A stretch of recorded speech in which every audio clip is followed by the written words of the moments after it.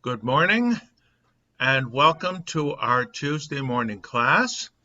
Our topic this morning, the Yom Kippur fast and the break the fast. Let us start with the fast.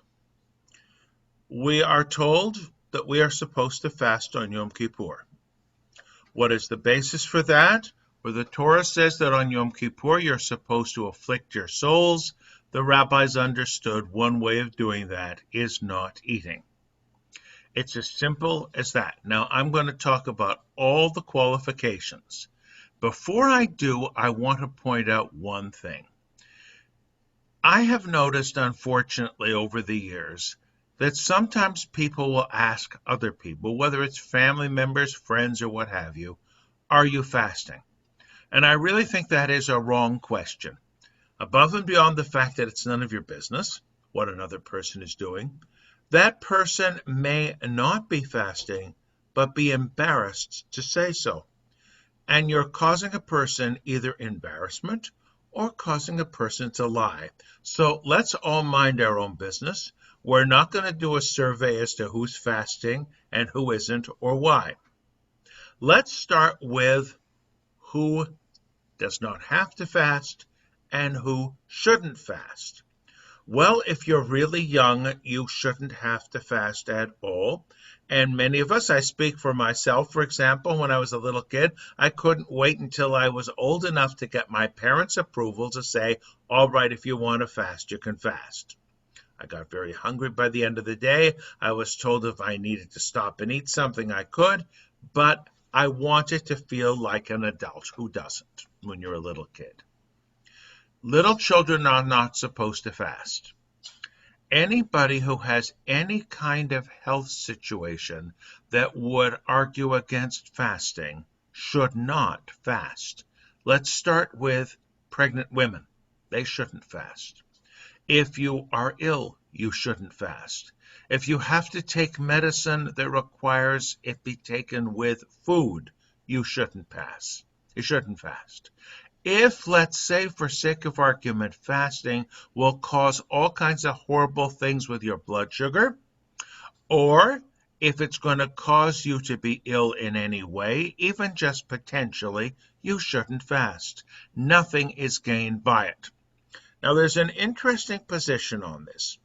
Let's say your doctor tells you you shouldn't fast, and you feel you can.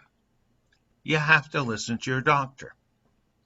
Let's say your doctor tells you it's perfectly okay for you to fast, but you have your doubts. You shouldn't fast. So the argument isn't in favor of fasting. I think the stronger argument is let's not, if it's going to cause you or anyone else any potential damage. And the final judgment is yours. You don't have to go and bring a doctor's note. You don't need to prove anything to make this a reality. I think of all the Yom Kippur customs and practices, or putting them in a much larger context, all the practices of the Jewish world throughout the year. There are people who fast on Yom Kippur and do very little else, as there are people who come to the high holiday services and do very little else. Sometimes it helps them feel a deeper connection with the Jewish people. Sometimes they feel they just have to do it, and they don't know why. It's just the way it's always been done. I've even had atheists tell me I have to fast on Yom Kippur. I had members in previous congregations who told me, I'm sure the same situation here, well in their 90s, who insist on fasting. After you reach a certain age, you just shouldn't. But they're not going to listen to me. It's something they need to do. And I guess I will respect their decisions reluctantly, but recognize, I hope at least, that we don't have to call for medical assistance. Let me read and share with you an interesting passage. It is from the book of Isaiah, and it is read as the Haftorah reading on Yom Kippur morning. Now, if there's ever a day for ritual, it's Yom Kippur. And one of our rituals, one of the things we observe very, very carefully is fasting. So, for those who are eager for the nearness of God, Isaiah 58, beginning with verse 3. Why, when we fasted, you did not see? When we starved our bodies, you pay no heed. Because on your fast day, you see to your business and oppress all your laborers. Because you fast in strife and contention, and you strike with a wicked fist. Your fasting today is not such as to make your voice heard on high. I'm going to pause right there. Just because you go through the mechanics of fasting doesn't mean, according to this text, that God will pay attention. Then moving on with verse 5. Is such the fast I desire, a day for men to starve their bodies? Is it bowing the head like a bulrush, and lying in sackcloth and ashes? Do you call that a fast, a day when the Lord is favorable? Then, no. This is the fast I desire, to unlock fetters of wickedness and untie the cords of the yoke, to let the oppressed go free, to break off every yoke. It is to share your bread with the hungry and to take your wretched poor into your home. When you see the naked, to clothe him and not ignore your own kin. I'm not going to continue reading. I think the point is made. The mechanics, the ritual of fasting is not going to do you much good in God's eyes if you are contentious with your fellow human beings, if you don't care about the poor and the hungry. Now, this passage in Isaiah is the traditional Haftorah reading for the morning of Yom Kippur. It's also kept in the service of Reform congregations and the service that we will have on Yom Kippur morning from Mishkan HaNefesh. Our Torah reading is modified. It's changed. It moves away from the ritual, and ritual is the word for it, of Yom Kippur in the tabernacle in the wilderness. So in the Torah reading you have ritual. In the Haftorah reading you have more of a concern for how we relate to our fellow human beings. It's almost as if they're in contrast. Or, putting it differently, all right, we've read the Torah reading. That's what we had to do. That's how we remember what our ancestors did, even if we're not going to do it. We're not going to have those rituals that were in the tabernacle or in the temple. But here is where we stand now. Isaiah, either in argument with or canceling out the passage from Leviticus that deals with that Yom Kippur ritual. Yom Kippur, even in our Reformed congregations, is very ritualized. We practice. We know what we're doing ahead of time. We have a large turnout. We're dealing with people we don't see any other time of the year. And you know and I know there are people whose annual observance may be limited to the high holidays, may be limited to fasting. That doesn't do us any good.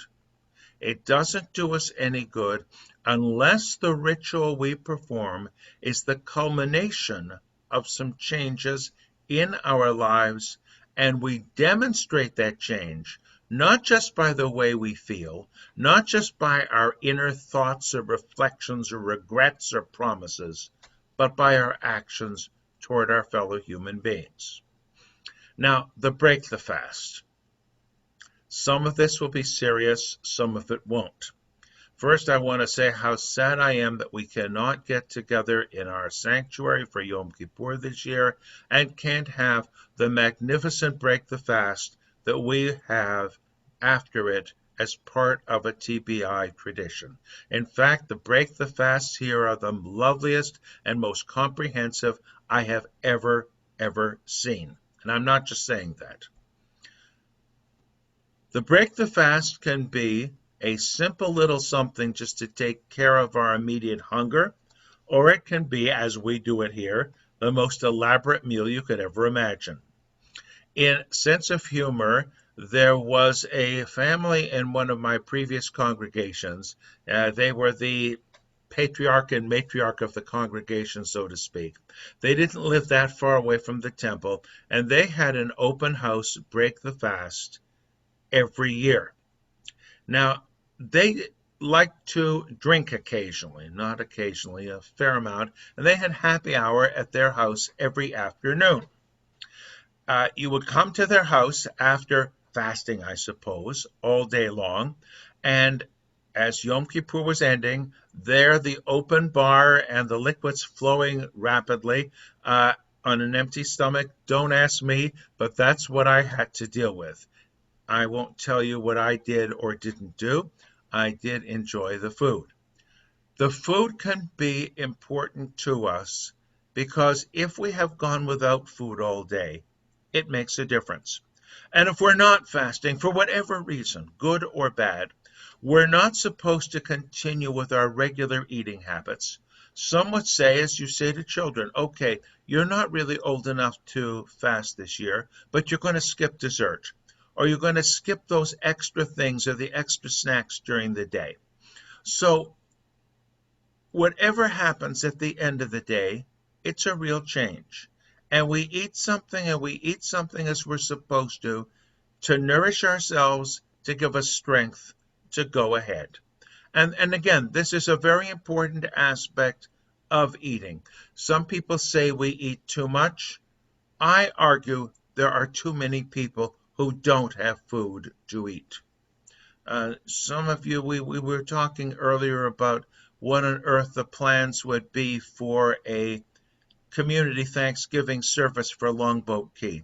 Really, that decision is up to the Longboat Key clergy. I'm part of the organization that arranges everything. I don't think we've mentioned anything about it yet, but I'm sure it won't be the way it has been in the past. Okay, on Thanksgiving, when I have been asked to speak, and it's been here and other places, and I can't redo it all the time because it gets, well, we heard that story already, it's my donut speech. And the donut speech I'll review for you is that I've gone to too many meetings where there is a mountain of donuts, and I hear from so many people, oh, how sinful, all this extra food, we're all overweight, we don't need it, and so forth. No argument, okay? But as far as I'm concerned, the more serious sin, if I can use that word, and others do, is the fact that people are hungry. And as our Haftorah reading points out, don't expect God to listen if you do not feed the hungry. We have a similar reading in 1st Isaiah right at the beginning, where it says, when you offer your sacrifices, when you lift up your words in prayer even, just your words, God will not listen if you do not care about your fellow human being. It's not just a matter of being pious and saying the right words and saying the right prayers. We focus on that. We rehearse. We go over what we're going to say. We make sure the prayers are meaningful. But they're only meaningful to the extent that we live our lives properly. One other reason I'm going to miss the fact that we don't have the break the fast. It is a major social event, and I'm saying that in a very positive sense, in our congregation. It gives me an opportunity to visit without making a formal appointment, just on a relaxed level, a lot of people I normally wouldn't see. I'm going to make one more Yom Kippur statement comment, and this is in the form of an announcement.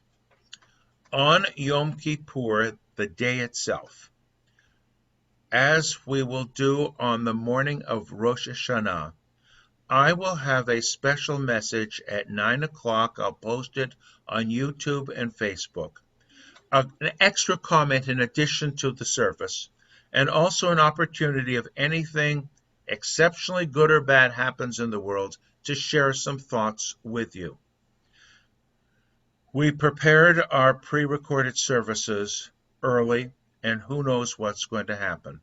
In addition to that, on Yom Kippur afternoon, we would always have a discussion. A small group of us would get together on the couches in the social hall and talk about something or another, more often than not, some of the big issues in our society today. I am going to try to replicate that to the extent that we can virtually in a Zoom discussion. So check your bulletins for all the times for all of these things. Check your bulletin also for the Slichot service, which will be more a matter of reading and study material, which again we will do virtually, Facebook and YouTube, and it will be done from my house. And I hope as we either fast or don't fast, and it's none of anybody else's business, whether we fast or not, that we change our lives, improve our lives, help people who are hungry get some food. There are all kinds of food banks who would gladly accept your contribution, and make sure that we can make the world a better place. I say this in preparation for the high holidays. It's most appropriate as we get closer to the high holidays that we study high holiday ideas and materials. This is one example, the fasting, and then the break the fast afterwards, because we recognize that when we break the fast, those of us who are able to be there, however much or however little we eat, how fortunate we are that we do have that food. So in advance, good Yontif. I know I'm a couple of weeks in advance. Thank you for joining. I am going to end this part of the session right now, and this part is being recorded. The recording part will end in a couple of minutes, and then we will open this up to our Zoom discussion. So thanks for joining us.